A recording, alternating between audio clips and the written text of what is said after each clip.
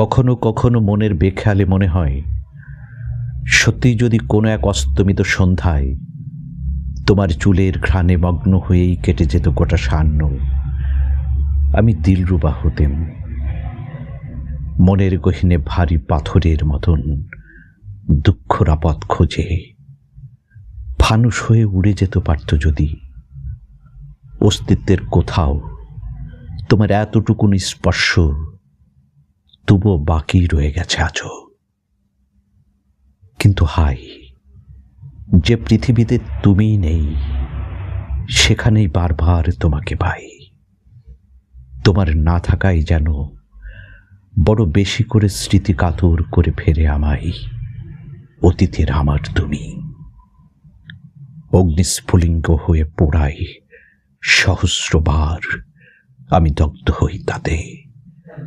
কখনো মনে হয় মনের এই দৈন্যতা ঘুষবে না আর, শ্বাসরুদ্ধ হয়ে মৃতপ্রায় আমি বাঁচি অন্ধকার কবরের মতন।